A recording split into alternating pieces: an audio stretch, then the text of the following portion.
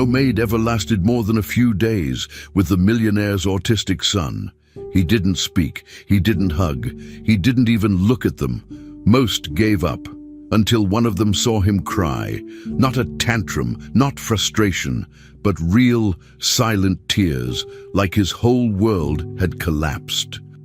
In that moment, she understood. He wasn't difficult. He was hurting, and while everyone else saw a problem, she saw a child begging to be understood.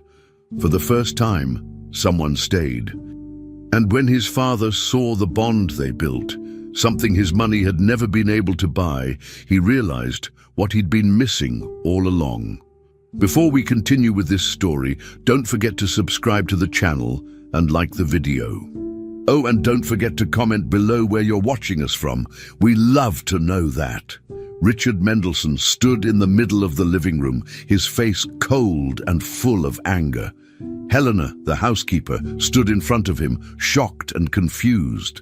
He was accusing her of stealing something valuable from the house. Helena tried to speak, to defend herself, but Richard didn't want to listen. He raised his voice, pointed to the door, and told her to leave immediately. Helena begged for a chance to explain, her eyes full of tears, but he ignored her completely. She looked around, hoping someone would help, but no one did. Her heart was beating fast as she slowly walked to the door. Upstairs, Benjamin was watching everything while hiding behind the staircase. He was 7 years old and autistic, and he didn't understand why Helena, the only person who truly cared for him, was being thrown out like that. In his hands, he held a drawing he made just for her. Benjamin stayed hidden behind the stairs, his body stiff with fear and confusion. He watched as Helena, the only adult who made him feel safe, left the house. She was the one who knew when he needed silence. She was the one who always made his food the same way, who counted the stars with him before bed, who never got angry when he couldn't find the words. Richard didn't seem to care about any of that. He just wanted her gone. Benjamin squeezed the paper in his hands, a picture he had carefully colored the night before. It showed Helena smiling, standing next to him under a big sun. He was going to give it to her today. But now, it didn't make sense anymore. He didn't understand why she was crying. He didn't understand why she didn't fight back harder.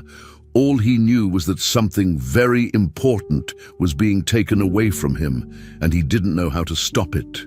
Downstairs, the heavy door slammed shut behind Helena. Richard turned around and went straight to his office. He didn't say anything else, didn't check if Benjamin had seen the scene, and didn't care to explain. He sat at his desk and pulled out some business contracts, flipping through them as if nothing had happened. The house was silent now, too silent. The kind of silence that made Benjamin nervous. He didn't like changes, and this change was huge. He walked slowly down the stairs, still holding the drawing. His small feet made soft sounds on the floor, but no one noticed. The house felt different. It wasn't just the absence of Helena. It was like the walls themselves were upset. Benjamin peeked toward the front door. She wasn't coming back. His eyes began to fill with tears, not loud sobbing, just the quiet kind that fell down his cheeks, one drop at a time. Helena had always been there for Benjamin. She didn't speak too loudly. She never made sudden moves. She understood that he needed his food on a blue plate, never the red one. She never got upset when he repeated the same sentence over and over again. She knew that his favorite blanket needed to be on the couch every morning. She read the same bedtime story again and again without complaining. Richard never did any of those things. For Richard, Benjamin was just a quiet boy with strange habits, someone who needed a professional therapist, not a housekeeper with a big heart. But to Benjamin, Helena was everything. She was his safe place, his guide, his helper, his friend. Now she was gone. Benjamin walked into the living room, looking around as if maybe she had just gone into the kitchen, but the truth was already sinking in.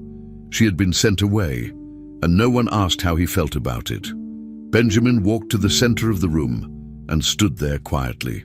The drawing was still in his hand, slightly wrinkled now from being held so tightly. He looked at it again. It no longer made him happy. It made him feel more alone. He had drawn it with so much care. He had even written her name on it in large, uneven letters. Now, it felt useless. He didn't know what to do with it. He wanted to give it to her. He wanted her to know that he loved her. But she was gone. He looked toward the office door where Richard had gone. He could hear the sound of papers being moved around, but nothing else. No apology, no explanation. Just business as usual. Benjamin sat on the floor. He didn't cry anymore. He just sat there, holding the drawing close to his chest. It was the only piece of her he had left now.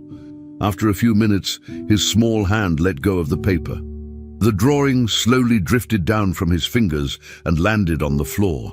It lay there, flat and still, just like everything else in the house. That simple piece of paper meant more than anyone else could ever understand. It was a goodbye that Benjamin never got to say. It was a memory of someone who had spoken his language when no one else could. The silence in the house stayed heavy, like a thick blanket he couldn't lift. Richard didn't come out of the office. No one came to check on him. Benjamin stayed on the floor, staring at the drawing, his eyes dry but his chest full of pain he couldn't explain. In his world, where routine and trust meant everything, something had broken. The drawing on the floor was proof. Helena was gone, and nothing felt safe anymore. Benjamin sat in the back of the long black limousine, his seatbelt slightly twisted under his arm. His backpack was next to him, resting against the door. The morning was quiet inside the car, but his thoughts were not. He looked at Anthony, the driver, through the glass divider and asked again, why didn't Helena come back to say goodbye? His voice was soft, almost unsure, but his eyes were serious. Anthony adjusted his grip on the steering wheel, his eyes fixed on the road. He didn't answer right away. He glanced at Benjamin through the mirror, then quickly looked away. She had to leave quickly, he mumbled, trying to keep his voice calm. But Benjamin wasn't satisfied. She always says goodbye. Anthony didn't know what else to say. He focused on the traffic lights ahead. Benjamin leaned back into the seat, still watching him. He didn't understand why nobody wanted to tell him the truth. Still holding on to the question, Benjamin reached into his backpack and slowly pulled out a small wooden music box. It was light brown with little painted stars on the lid. Helena had given it to him when he turned 6. She had wrapped it in blue paper and tied it with string. It wasn't just a gift. It had become part of his routine. Every morning he turned the key and listened to the soft tune before school.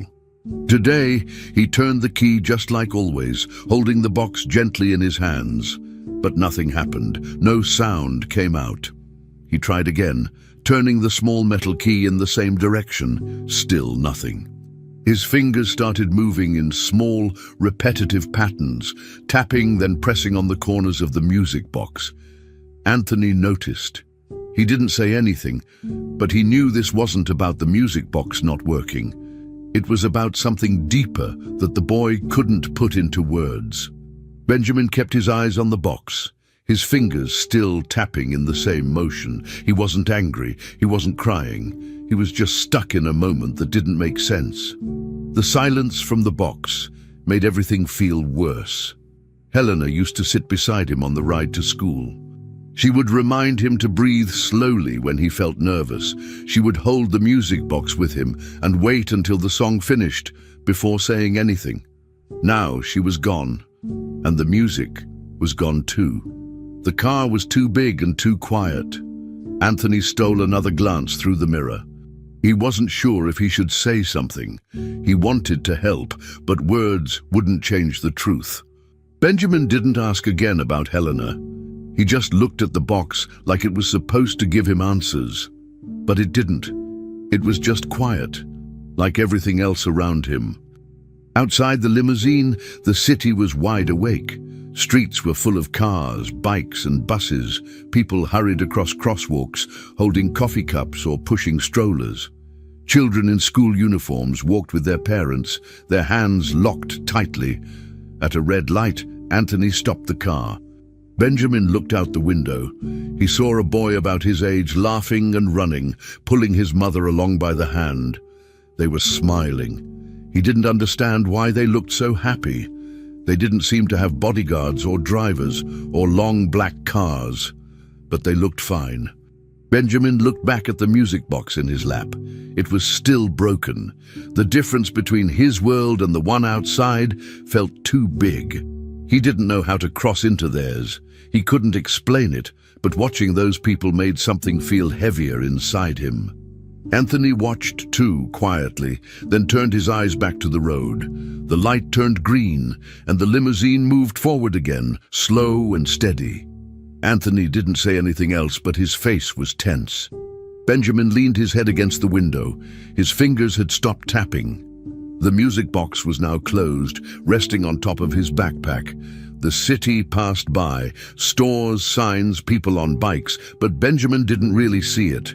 He was trying to understand how something could break so suddenly and quietly. He thought about asking Anthony again, but he already knew he wouldn't get the answer he needed. Adults didn't always tell the truth. They said things like, "She had to leave," or "It's better this way," without explaining why. Helena never talked like that. She used to say exactly what she meant. And if she didn't know how to explain something, she would just sit beside him until he felt calm. No one else did that. No one else understood like she did. As the limousine slowly approached the school gate, Benjamin sat up straight and picked up his backpack. He placed the music box carefully inside and zipped the bag shut. He didn't want to leave it behind. The school was already busy. Cars pulling up, children waving goodbye to their parents. Anthony opened the door for him and stepped aside. Benjamin hesitated for a second. He looked at Anthony and almost asked one more time about Helena, but instead he just nodded slightly and stepped out. The ground felt solid under his shoes. The backpack was heavier today. As he walked toward the school building, he didn't look back. He didn't wave. Inside the car, Anthony stood still, watching him go. He sighed, his shoulders dropping slightly. The limousine waited a moment longer, then pulled away from the curb. The music box inside Benjamin's backpack remained quiet, and the boy disappeared into the crowd, silent like the tune that no longer played. Benjamin sat alone on a small bench near the classroom wall. In one hand, he held the colorful drawing he had made for Helena. The edges were bent now, but he still looked at it as if it could bring her back. In his other hand, he held the broken music box. He had carried it the whole morning, even when they told him to put his things in his backpack. He didn't want to let go. Around him, children chatted loudly about their trips, new games, or shows they had watched. Some compared toys. Others talked about parties. But none of that made sense to Benjamin. He didn't join their conversations. He didn't understand the excitement. He just sat there, trying to stay calm. The room felt too big and too loud. Nothing was in order, nothing felt right. Without Helena, everything was harder, and even though he was surrounded by people, he felt completely alone. A teacher noticed Benjamin sitting apart and walked over to him. She smiled and crouched down so she was at his eye level. "Hi, Benjamin," she said kindly, but he didn't answer. His eyes flicked toward her, then back to the floor. She pointed at the music box. "Is that yours?" He nodded slowly. She reached her hand out. "May I see it?" Benjamin quickly pulled it closer to his chest, shaking his head. The teacher seemed confused. "It's okay," she said, but she didn't understand his signals. He moved his fingers in small patterns on the side of the box, trying to calm himself down. The teacher kept talking, asking questions he couldn't or didn't want to answer. It was too much. He didn't want words. He wanted quiet.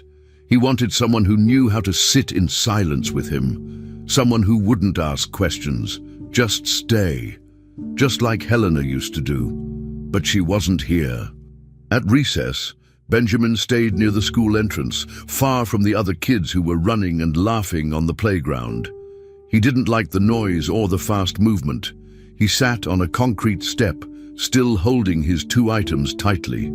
He stared at the school gate without blinking. One by one, other mothers began to arrive. They smiled as they greeted their children, fixing their jackets or holding their hands. Benjamin watched every moment. He studied how they leaned down to listen to their kids, how they carried their bags, how they looked at them.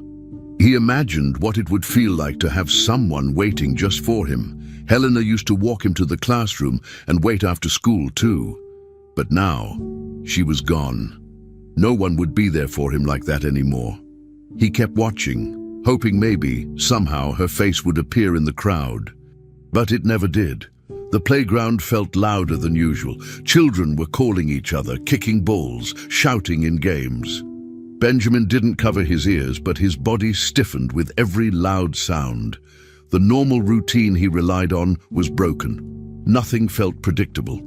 The teachers meant well, but they didn't understand how to help him. They didn't know he needed time before transitions. They didn't see the signs when he was starting to feel overwhelmed. Helena had always known. She would quietly guide him to a quieter space. She'd let him trace the patterns on the floor with his finger until he felt better. Without her, everything was messy and too fast. He held the music box against his chest and closed his eyes for a moment. The pressure helped a little. He imagined the soft melody it used to play. Even if it didn't work anymore, it was still the last thing she gave him, and that made it special. From the parking area, Anthony stood near the school fence. He wasn't supposed to be close to the playground, but he couldn't help watching Benjamin. He had been with the family long enough to notice the difference. Benjamin wasn't just quiet, he was disconnected. He wasn't reacting the way other children did. Anthony recognized the signs. He saw the way Benjamin kept holding onto the music box and the drawing like they were lifelines. It wasn't just about Helena being gone, it was about everything she represented. She was the one person who had understood the boy's needs without being told. Anthony felt something tighten in his chest. He had always kept his distance, driving the car and following the routine. But now he saw the impact of the loss clearly. Benjamin hadn't lost just a nanny, he had lost the center of his emotional world.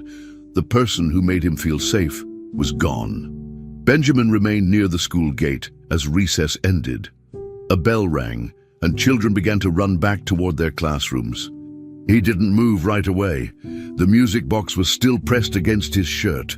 The drawing, now softer and folded at the edges, was in his lap.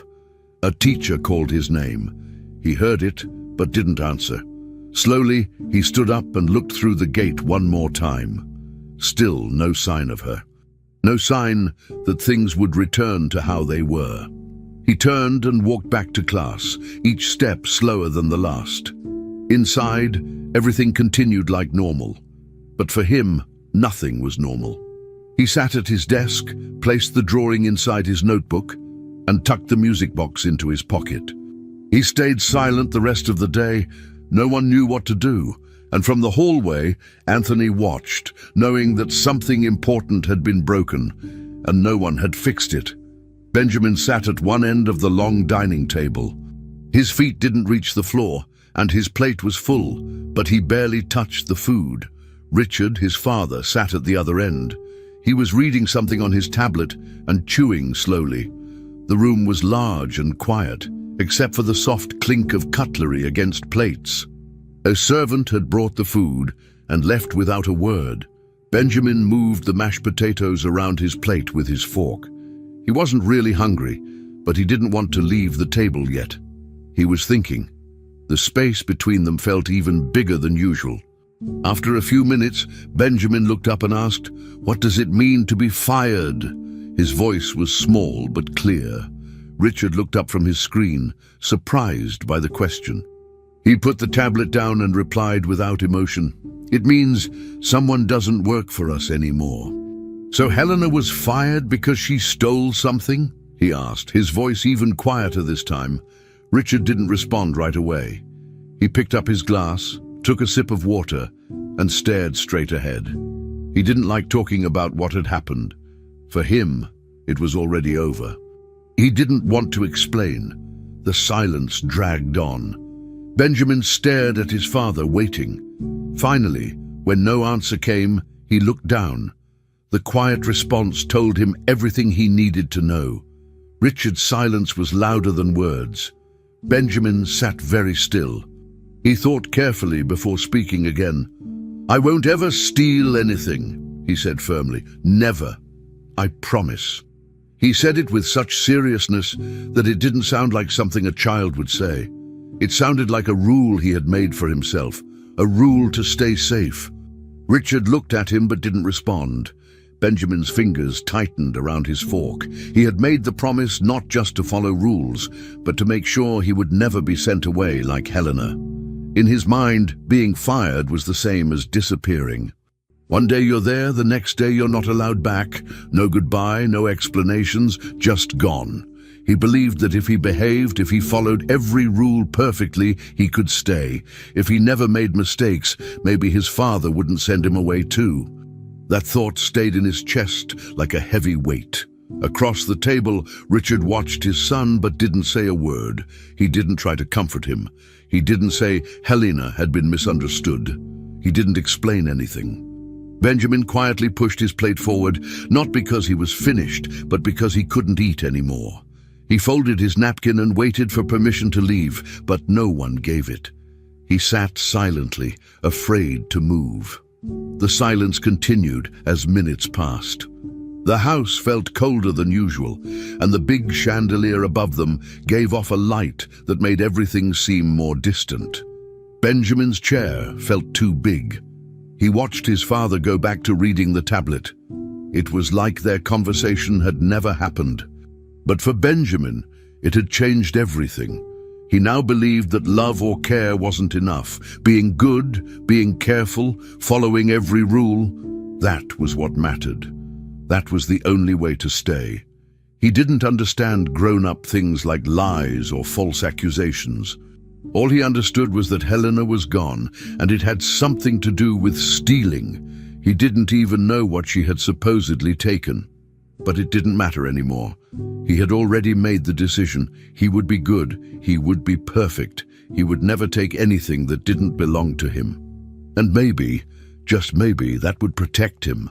Eventually, Richard finished his drink and stood up from the table without looking back. He told Benjamin to go get ready for bed. The boy nodded and got down from his chair, his hands still stiff.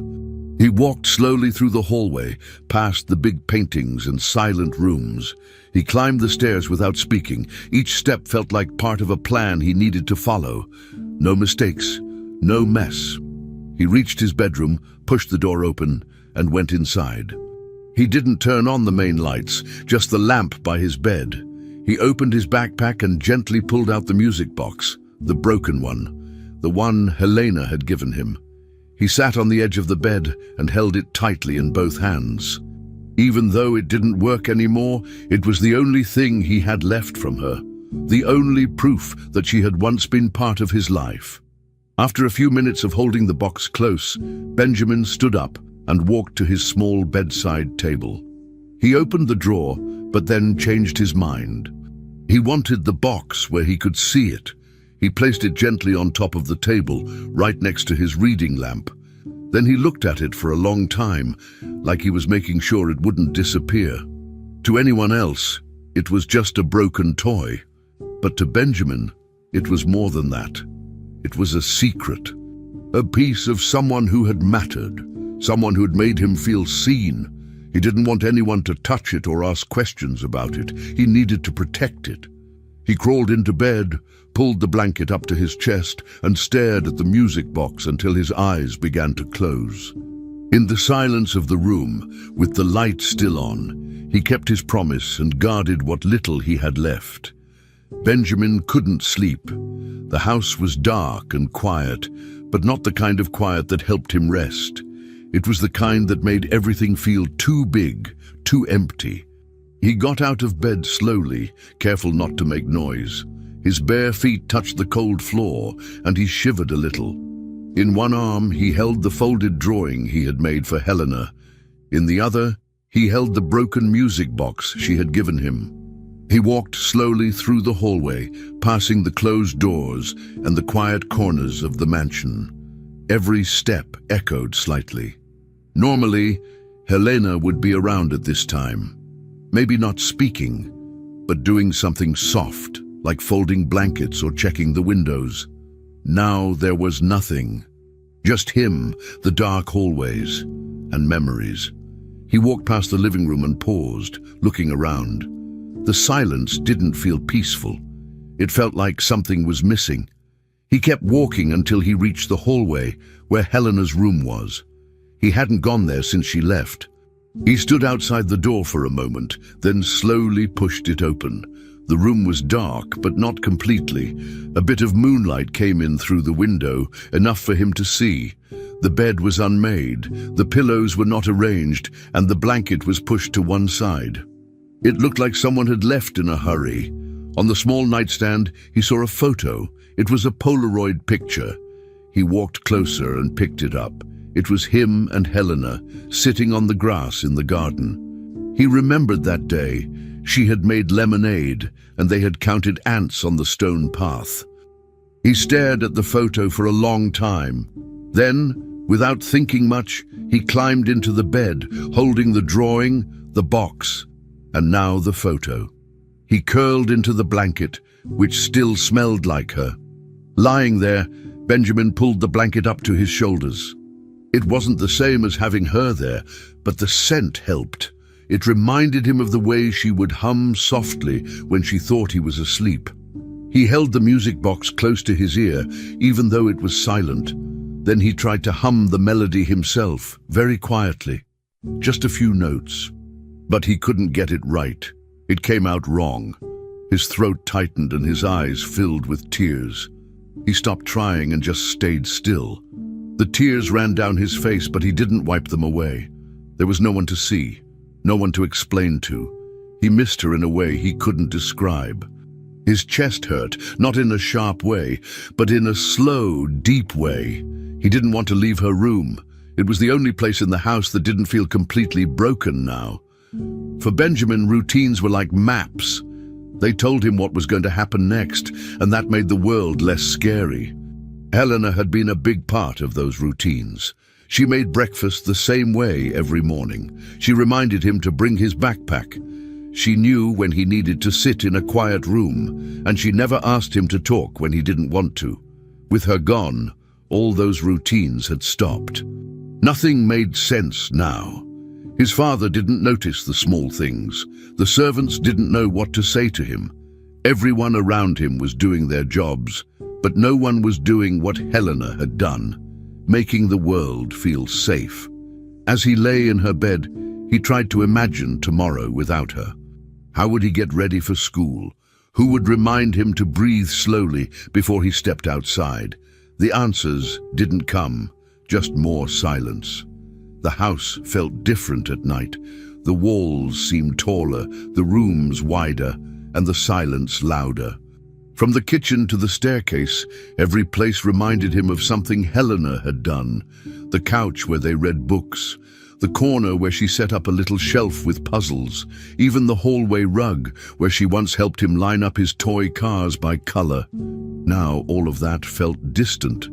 Nothing had changed physically, but everything felt wrong. He looked at the photo again. Helena was smiling in it, her hair pulled back, her hand resting gently on his shoulder. That moment in the garden had been simple, but now it felt like something from another life. He wondered if she missed him too, or if she had forgotten about him already. He didn't understand why she had to leave. All he knew was that she wasn't here, and he didn't know if she was ever coming back. Eventually, Benjamin turned to his side, still holding the music box and the drawing against his chest. He placed the photo on the pillow beside him, as if she were still there. His breathing slowed down, but he didn't fall asleep. He just lay there, staring at the wall, thinking about the things he didn't understand. Adults said things like, "It was necessary," or "Things will be fine," but none of those words helped. All he wanted was for things to go back to how they were. He didn't want new routines or new people. He just wanted Helena, someone who knew him without needing long explanations. As he stayed in the quiet room, wrapped in the blanket she used to fold each morning, he knew something deep had changed. Not just in the house, but inside him too. He wasn't sure how to fix it. All he could do was stay close to what was left of her. Richard walked down the hallway late at night, surprised to see a light still on near Helena's old room. He had expected the house to be quiet with everyone asleep. As he got closer, he noticed the door slightly open. He pushed it gently and stepped inside. There, sitting on the edge of the bed, was Benjamin. The boy was wearing his pajamas, barefoot, and holding something tightly in his hands. On one side was the Polaroid picture of him and Helena, and on the other, the small music box. The light from the bedside lamp made his face look tired but serious. Richard didn't say anything at first. He wasn't used to this kind of situation. He cleared his throat quietly to make his presence known. Benjamin looked up at him slowly. His eyes were wide but steady. Then he asked in a calm but direct voice, "Are you going to fire me too?" He stood still, frozen in the doorway, unsure of what to say. He had answered hundreds of difficult questions in boardrooms, in courtrooms, and during press conferences. But this was different. This wasn't about money or companies. This was about his own son. Benjamin wasn't angry or yelling. He was just asking something that made sense to him. In his mind, people who did something wrong or were no longer wanted were simply removed. That's what had happened to Helena. One day she was there. The next, she was gone.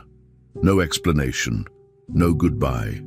If love and care could be cancelled like a contract, why wouldn't it happen to him too? Richard opened his mouth to say something, but no words came out.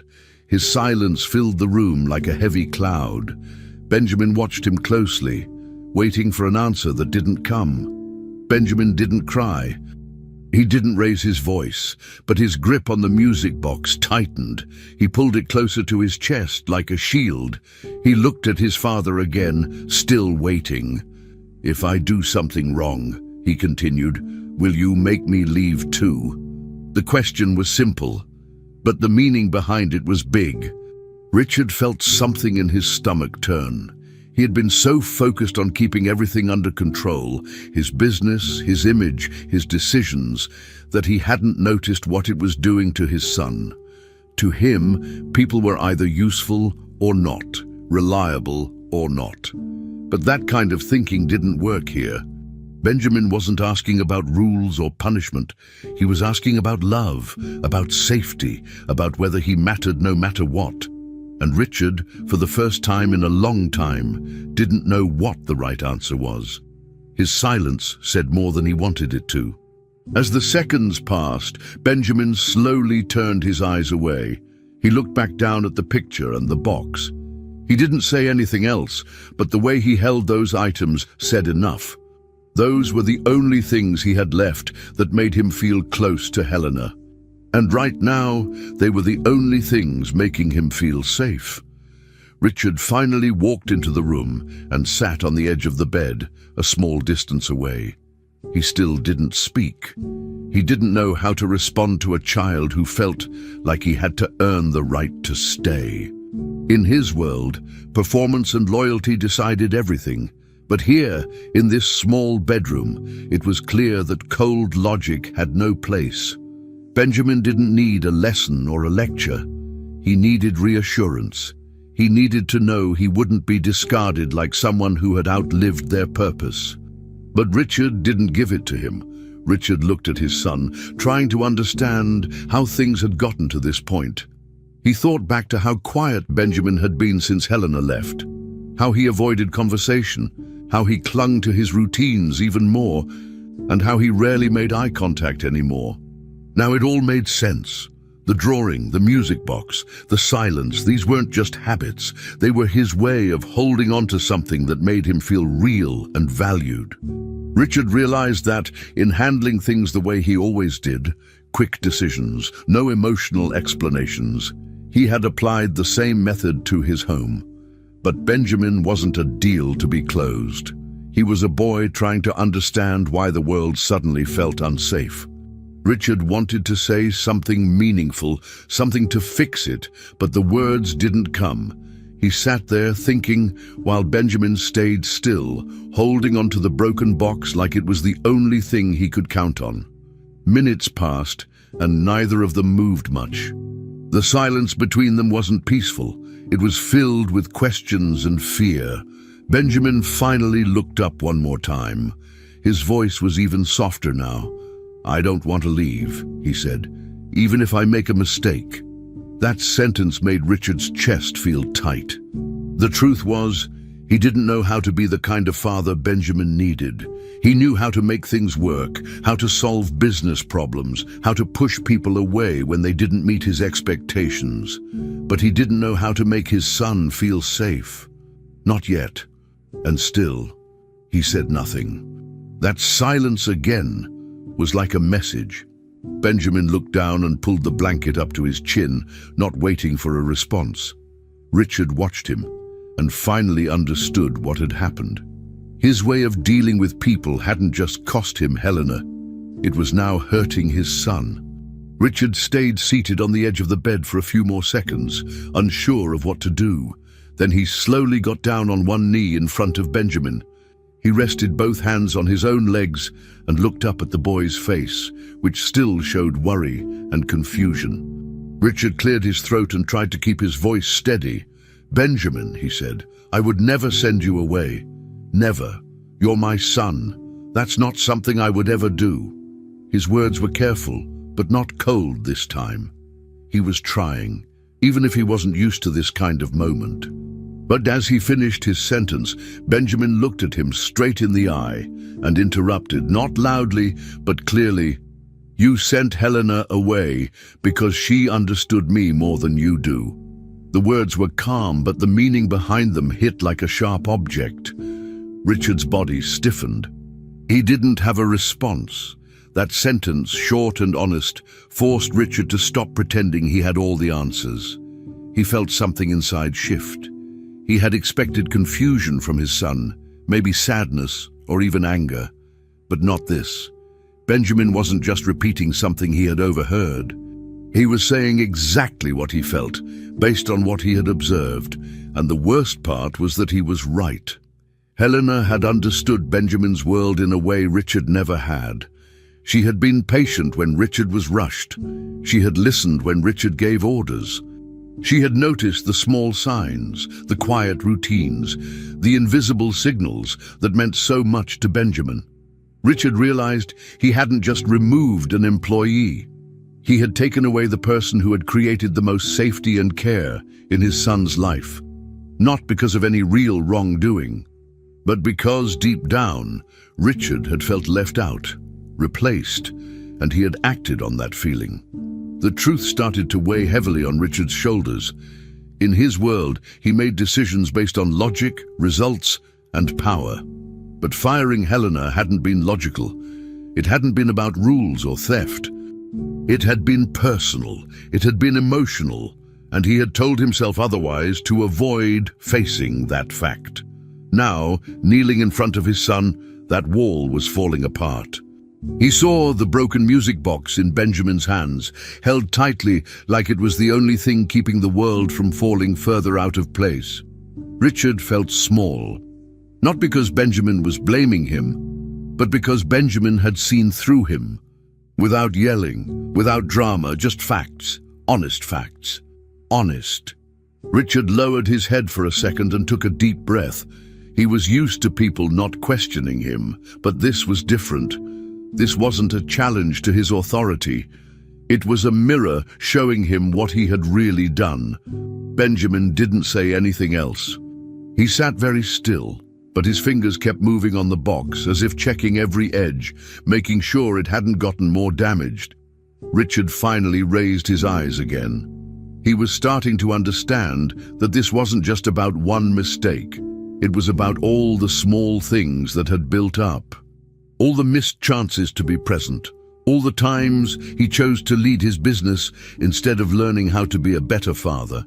He had given Benjamin a life of luxury, But he hadn't given him stability or understanding. Helena had. And when that became too clear, Richard had removed her. Not because she did anything wrong, but because her presence highlighted everything he failed to be. The jealousy he felt wasn't loud or obvious. It was hidden deep behind excuses and rationalizations. Now he could see it clearly, and it felt ugly. As Richard sat there overwhelmed by guilt, something unexpected happened. His throat tightened, and he felt tears forming in his eyes. He tried to blink them away, but it didn't work. His breathing became uneven, and one tear fell, followed by another. He was crying. Not in a dramatic way, but in a quiet, painful way he couldn't control. It was the first time Benjamin had ever seen his father cry. Richard covered his face for a moment, trying to keep his voice from cracking. But it was too late. His strong image, the one he carried at work and at home, was gone. What was left was someone exposed, someone ashamed of his actions. He lowered his hands and looked at his son again. "I'm sorry," he said softly, his voice rough. "I really am." Benjamin didn't answer. But he looked at his father longer than usual, holding the broken music box like it was still asking the questions for him. There was no big moment of forgiveness, no hug, no sudden change in the air. Benjamin stayed seated, and Richard stayed on the floor. But something had changed. For the first time, Richard wasn't pretending. He wasn't trying to teach a lesson or move on quickly. He was admitting something real, that he had acted out of emotion, out of jealousy, and had hurt his son in the process. Benjamin didn't let go of the music box. He held it even tighter now. Not because he thought it would fix anything, but because it reminded him that even the most important things could break. And if they could break, they needed to be protected. Richard saw that too. That little box meant something, and not just because it played music. It was the last thing left from someone who had understood Benjamin. And now, finally, Richard began to understand why that mattered more than anything. Richard walked slowly through the hallway toward his office. His mind was still spinning from what had just happened. He had cried in front of his son, not because he planned to, but because the truth had hit him harder than any business failure ever had. He reached the office door and opened it. The room was quiet, filled with the usual papers and books, but tonight it felt different. He walked to the desk and sat down heavily in the chair. For a moment he just stared at the telephone. He didn't move. Then, behind him, he heard soft footsteps. He turned slightly and saw Benjamin standing there, holding the music box tightly.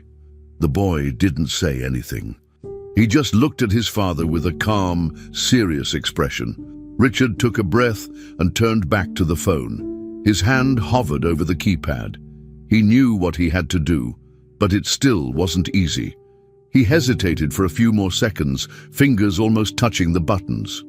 His pride, his doubts, and his discomfort were all fighting inside him. But then he looked at Benjamin again. The boy hadn't moved. He was still watching. Richard knew this wasn't just about fixing a mistake. It was about showing his son what it meant to take responsibility. He slowly picked up the phone and dialed the number. Each beep made his heart beat faster. The phone rang once, then again. Then a voice answered. "Hello?" It was her. Helena's voice was quiet, cautious. Richard cleared his throat. "It's me," he said. There was a pause. "I know I don't have the right to ask, but I'm calling because I made a mistake." He closed his eyes for a second and forced himself to keep going. "I need to ask you to come back, not as an employee, but because Benjamin needs you. And so do I." Richard waited. Helena didn't answer right away. He could tell she was thinking. When she finally spoke, her voice was calm but firm. "You fired me without listening. You hurt me," she said. Richard nodded, even though she couldn't see it. "I know. I was wrong," he said. "I thought I was doing the right thing, but I was wrong. I let my own feelings get in the way." Another pause. Then Helena said, "I'm not coming back for you. I'm coming back for Benjamin. He didn't deserve what happened." Richard felt something loosen in his chest. It wasn't full forgiveness, but it was something. He looked up at Benjamin, who had quietly stepped forward. The boy placed the music box gently on the corner of the desk, next to the phone. He didn't say a word, but his action meant everything. Richard understood the message. The music box, now resting beside the phone, was like a sign, not just of what had been broken, but of what might be fixed. Benjamin didn't smile, but his face looked different, lighter somehow. For the first time in days, there was no fear in his eyes. He stood next to the desk, quiet but present. Richard put the phone down slowly and looked at his son. "She's coming back," he said softly. Benjamin nodded. He didn't ask questions. He didn't jump with joy. But he stepped forward and leaned against the side of the chair, close enough that Richard could feel his presence. It wasn't a hug. It wasn't anything dramatic, but it was trust beginning to return, even in silence. Richard didn't reach out to touch him. He just sat there, understanding that actions would speak louder than anything now. And tonight, finally, he had done something that mattered more than all the deals he had ever made. The house felt different, though nothing had physically changed. The walls were the same, the lights were the same, but the air didn't feel as heavy. Something had shifted. Richard looked around his office, seeing it with new eyes. For years, this room had been the center of his world, where he closed deals, signed contracts, and made decisions. But none of that had ever felt as difficult or as important as the phone call he had just made. Benjamin stayed by the desk for a few more minutes, watching his father. Then slowly, he picked up the music box again. He held it gently, then set it back down, not with tension, but with care, as if it no longer had to be his shield, as if it could be just a memory again, not a wall between him and the world. That small gesture meant everything to Richard. It was a beginning. Richard leaned back in his chair, tired but calm. He knew things wouldn't be perfect. Helena was hurt, and trust would take time to rebuild. Benjamin had gone through more than a child his age should ever face, but something had changed tonight. A door had opened, a step had been taken. The mansion, once filled only with luxury and silence, had started to feel more like a home again. Not because of furniture or decorations, but because of honesty, apology, and hope.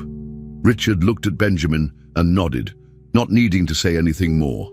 The boy walked slowly to the doorway, turned back for a moment, and then continued down the hall toward his room. Richard stayed seated in the office, looking at the phone and the music box. He understood now that fixing what had been broken would take time. But for the first time in a long while, he was willing to try. And that was a start. After ending the call, Richard stayed seated at his desk for a moment. The quiet in the room felt different now. It wasn't the cold silence he was used to. It felt like something new had begun. He looked over at Benjamin, who was still standing nearby, his body a little hunched from the weight of the emotions he had carried all day. Richard stood up slowly and walked over to him. Without saying a word, he gently placed his hand on Benjamin's back, guiding him toward the nearby couch. They both sat down. For a few seconds, they didn't speak. No lectures, no questions, no explanations. Richard simply sat there beside his son, unsure of what to do next, but knowing this moment mattered. Then Benjamin did something unexpected. He leaned to the side and rested his head on Richard's shoulder. It was small, quiet, but it broke every wall that had stood between them until now. Richard didn't move. He stayed completely still, afraid that if he said anything, the moment would break. Benjamin's head was warm and heavy on his shoulder. The boy was tired, not just from staying awake, but from everything he had carried since Helena left. The trust in that simple gesture was something Richard hadn't felt in years, not in business meetings, not in personal relationships. He looked down slightly, and saw that Benjamin still held the music box. It was clutched in both hands, close to his chest. Then in a soft voice, almost like he wasn't sure he should say it, Benjamin whispered, "Thank you for not firing me." Richard felt his throat tighten. It was such a strange sentence for a child to say, but it explained everything. That was how Benjamin saw love, care, family, something that could be taken away at any moment, just like a job. And Richard had helped create that fear. Those words stayed with him, repeating in his mind, "Thank you for not firing me." Richard realized how deeply the idea of being sent away had affected his son. Benjamin hadn't just been sad when Helena left. He had been scared that he might be next. The idea that his place in the house, in his father's life, could be removed like an employee's position had become very real to him. Richard knew then that the damage went beyond Helena's absence. It had reached the core of how Benjamin understood safety and love. Richard had made his son feel like nothing was guaranteed, not even family. As Benjamin's breathing began to slow, showing that he was drifting off to sleep, Richard felt the weight of that truth settle in. He had spent years making quick decisions, cutting people off, and moving forward without looking back. But none of those choices had prepared him to be a father. Benjamin's body relaxed more as he fell asleep, still leaning against Richard, still holding onto the broken music box. Richard stayed awake, not because he couldn't sleep, but because he knew this was one of the most important moments of his life. There was no one to impress here, no one to negotiate with, just him and his son, and a fragile chance to start fixing what had been broken. Watching Benjamin sleep, Richard noticed little details he had never paid attention to before. The way the boy's fingers curled slightly even in rest, the quiet way he breathed, the faint mark from where the music box had been pressed against his chest. He had missed so many of these things. He had been in the same house but not truly present, and now he understood that bringing Helena back was only one part of what needed to happen. He had to learn how to be there, really there. For the first time, Richard admitted to himself that being a father wasn't about providing money or keeping things in order. It was about showing up, again and again. It was about being steady, even when things felt uncomfortable, about listening, even when there were no words, about creating a space where Benjamin didn't have to earn his place. The silence between them wasn't heavy anymore. It was peaceful. Richard placed his hand gently on Benjamin's shoulder, careful not to wake him. He knew it would take time to earn his son's full trust again. This one night, this one gesture, didn't fix everything, but it was a start. It was the first time Richard felt like he wasn't pretending to know what he was doing. He was just being a father, present, still, learning. There would be more hard moments, more questions, more doubt. But for now, this was enough. This quiet moment mattered more than anything. As Benjamin slept, still curled into his side, Richard looked across the room. The office door was still slightly open, the light casting soft shadows along the floor. He felt a calm he hadn't felt in a long time. It wasn't because he had fixed the problem. It was because he had finally seen it for what it really was. He knew that when Helena returned, things wouldn't go back to exactly how they were. There had been damage. There was hurt to repair. But there was also hope.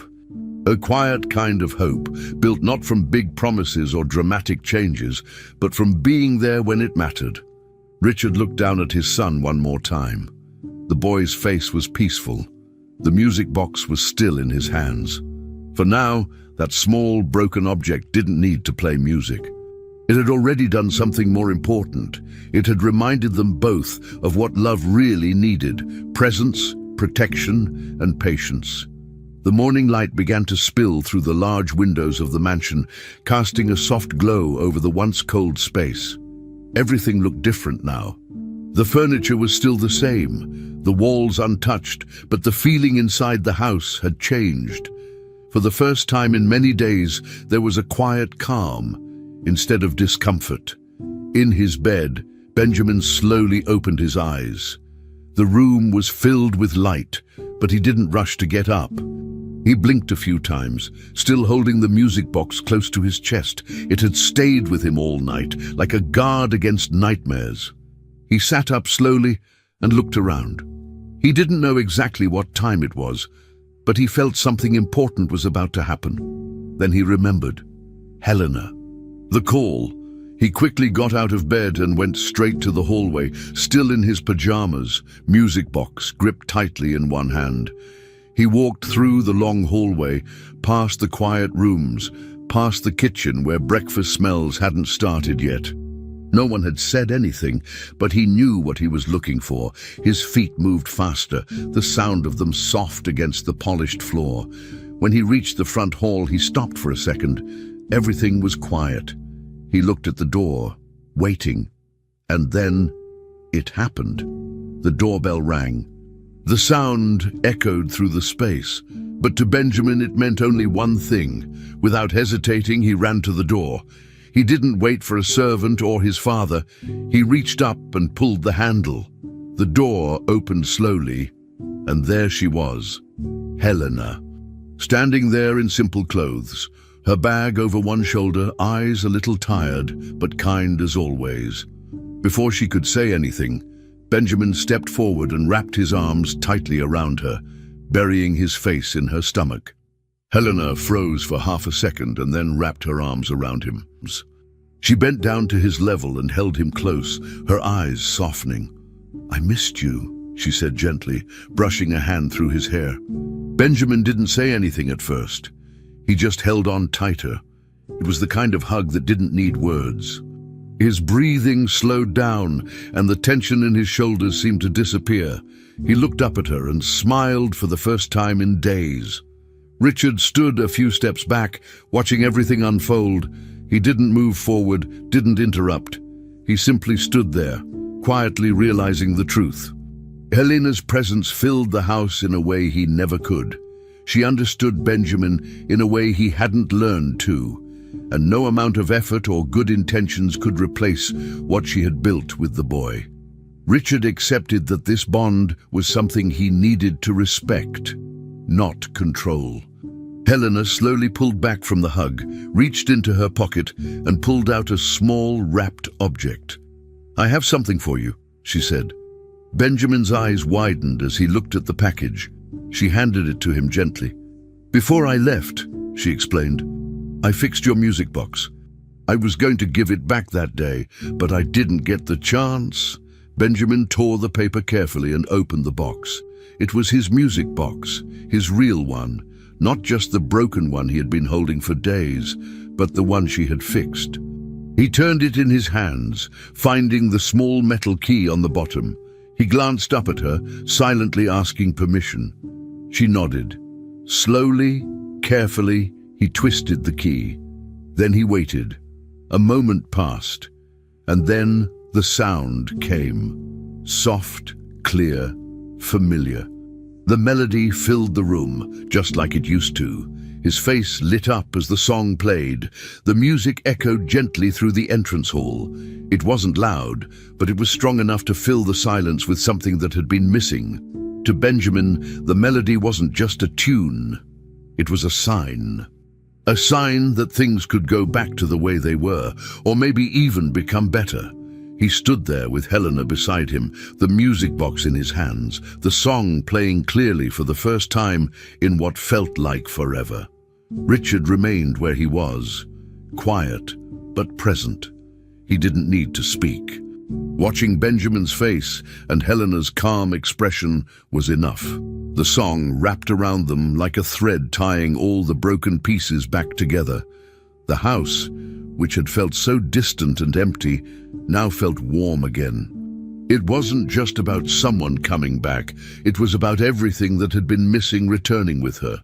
Trust, care, predictability, and love. As the music continued, Benjamin sat down on the step near the front door, still holding the box. He looked up at Helena, then at his father. For the first time, he didn't look nervous or guarded. He looked at ease. He turned the key again, letting the song start over. Richard walked a bit closer, but didn't try to take over. He just stood near them, understanding that this moment belonged to Benjamin and Helena. The mansion, once cold and heavy, now felt alive. The return of the melody meant more than anyone could say. It was proof that something broken could be fixed. It was proof that love didn't disappear when things went wrong. It could come back. And as the tune played again and again, softly filling the halls, Richard finally understood that being a father wasn't just about being present. It was about helping the people your child needs stay close, no matter what. Finally, we've reached the end of this story. I'm extremely happy that you've made it this far. Thank you very much for watching. Comment below what you thought and what was the best or worst part. Don't forget to subscribe. Until next time.